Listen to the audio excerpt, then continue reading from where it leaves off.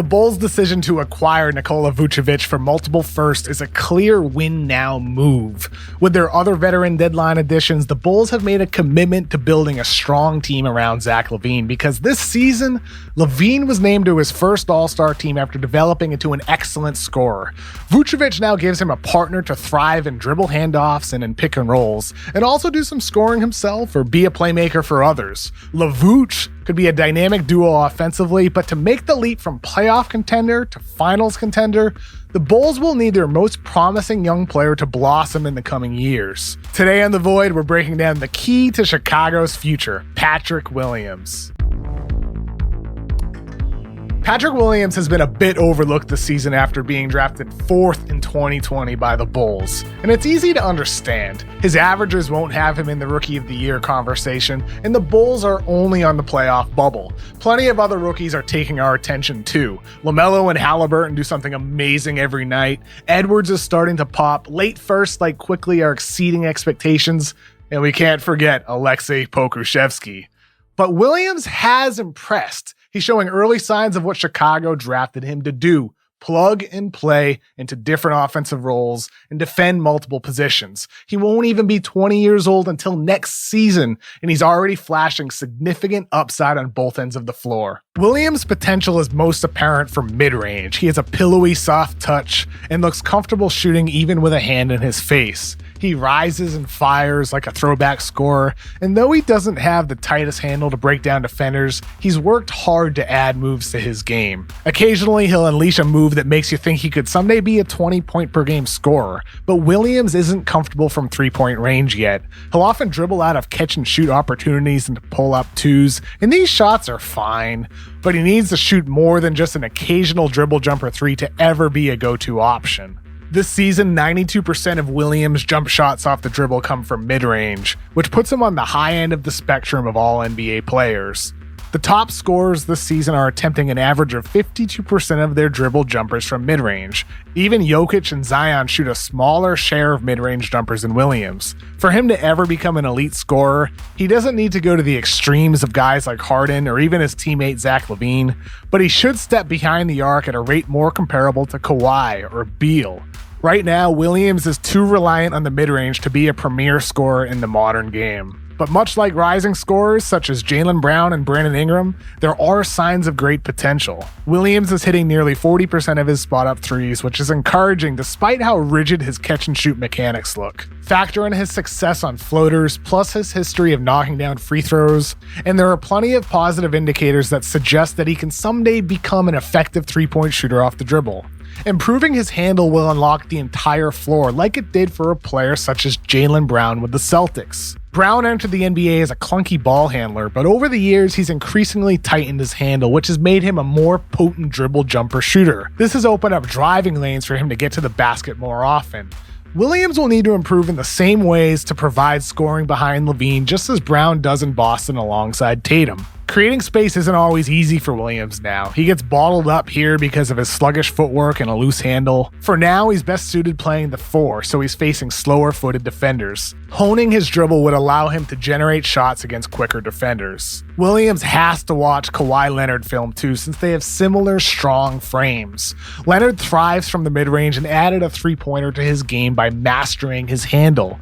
Williams can add Kawhi's shoulder bump to create separation in close mid-range, so he's shooting more uncontested, and integrating a spin move, which Leonard uses here to get himself open against Williams, would help him create more open shot opportunities as well. Thankfully, he says he models his game after Kawhi. 100%. Not only because, he's my favorite player and I kind of, my game's kind of similar to his, but also because he's just, a great player. I go back and watch all the games that we play, really high caliber players, all-stars, things like that.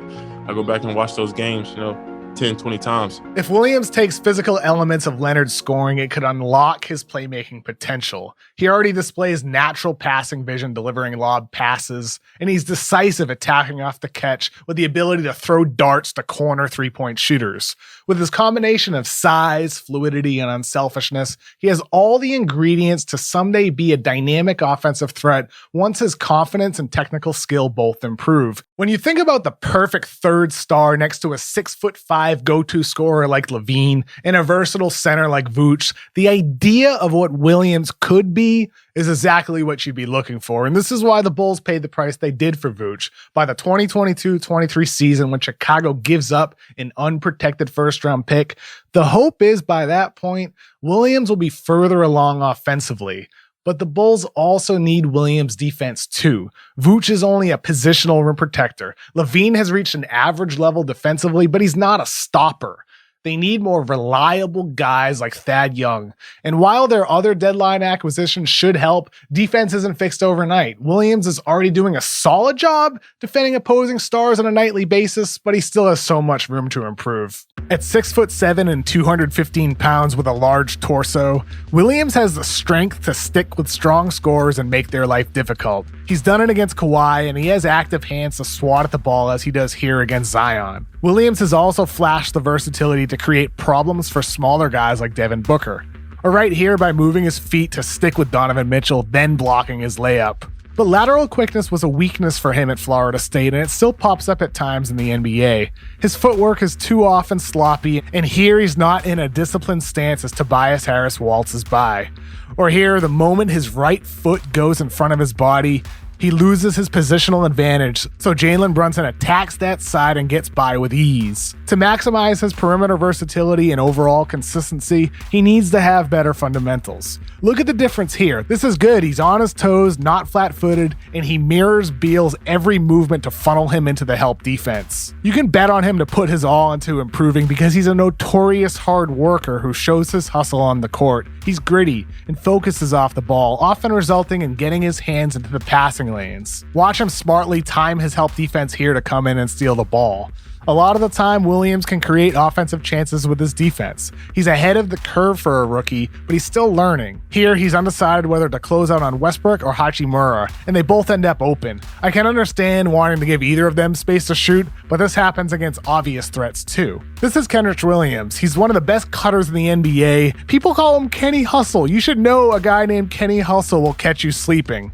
I'm nitpicking, but great defenders don't allow these open chances, and it's clear he's still learning the positional intricacies of NBA defense. Regardless, the Bulls are getting solid overall production out of their rookie, but Williams needs to keep making more impactful defensive plays while mastering his fundamentals to become a stopper against multiple positions. And while he's developing, it'll be on Bulls general manager Arturas Karnisovas to fill out the rest of the gaps on the roster, and he knows there's still work to be done. We're not done, so we're gonna try to keep improving. Keep improving our quality of play, and then keep adding pieces to what this team is going to look like in the future. The future of the Bulls is easy to feel good about when Patrick Williams is Chicago's most impressive rookie since Derrick Rose, who was drafted first way back in June of 2008. Back then, Coldplay had the #1 song on the charts. Obama wasn't even in office yet, and the Cubs were still cursed.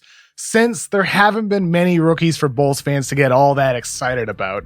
Williams is the first player drafted since Rose that you can reasonably say has a chance to become special. It wasn't just LaVine's development into an all-star that made it worth it for the Bulls to give up so much for Vuce. It's the signs their rookie is showing that he can make a high impact. And if he keeps getting better, there's a chance Patrick Williams can also someday become an all-star. If that happens, it may only be a matter of time until the Chicago Bulls can once again be called championship contenders. Thank you so much for watching this week's episode of The Void, and a special thanks to Dylan Berkey, Ronick there, and our entire team for putting together the show. Let me know in the comments below, what do you think about the Bulls core? Can Vuce and LaVine and Williams lead this team to a contender someday in the future, or is there a limit to this group? And while you're there, please be sure to hit like, subscribe, and share the video with your friends who love the NBA. Thank you again for watching. Hope you have a fun rest of your day.